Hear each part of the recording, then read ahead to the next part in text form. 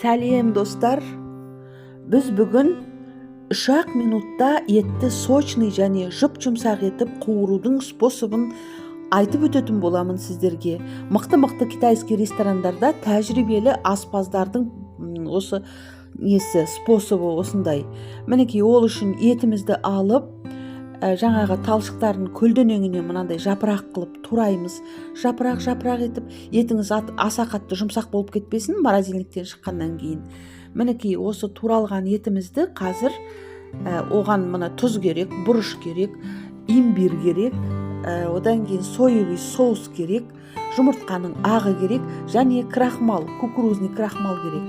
Міне етімізді ыдысқа салып болғаннан кейін жаңағы нәрселерімізді ақырындап қоса беретін боламыз. Қыздар, қанша грамм етке қанша грамм нәрсе керек екенін описаниеге толық жазып өтетін боламын.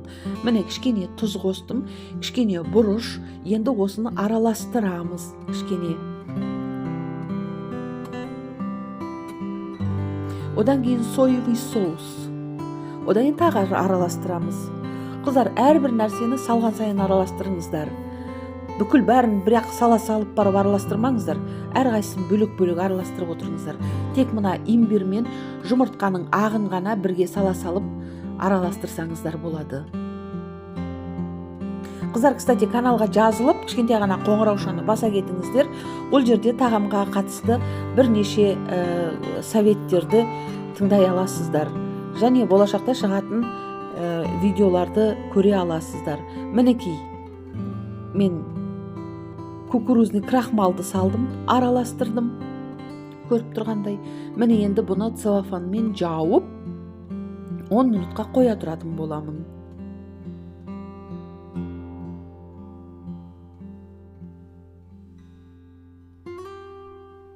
Қыздар, міне 10 минут өтті.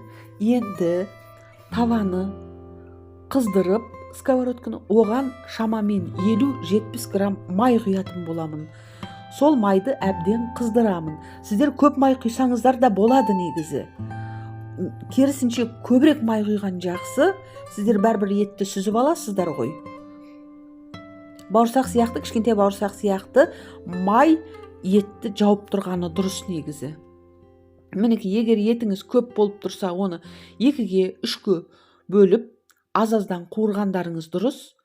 Етті қуырған кезде 2-3 минуттан асып кетпесін, 2 минут пен 3 минуттың ортасында ғана болсын.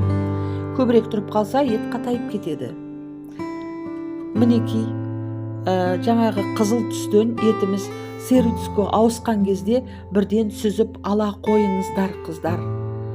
Жаңағы жұмыртқаның ағы мен крахмалдың көмегінде, соның арқасында етіңіз іші сочный болып тұрады. Тістеген кезде ішінен сок шығатындай сочный болып тұрады.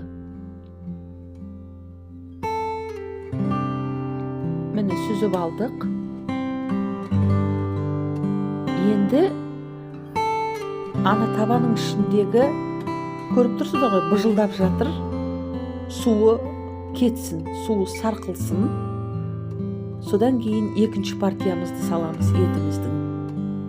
Мінекей, тыныштанды. Енді екінші партиямызды салып, тура солай қылып қуырамыз. Қыздар, дәл осы кезде менде телефонмен звонок болып, мен кішкене қызарыңқыратып алдым.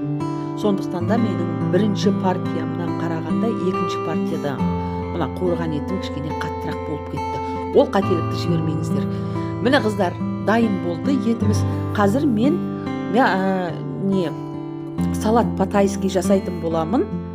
Ол тайски салатты келесі видеода көресіздер. Өте жұп-жұмсақ болып шықты. Мінекей, менің етім сочный болып шықты. Қыздар, каналға жазылып, қоңыраушаны баса кетіңіздер. Пока.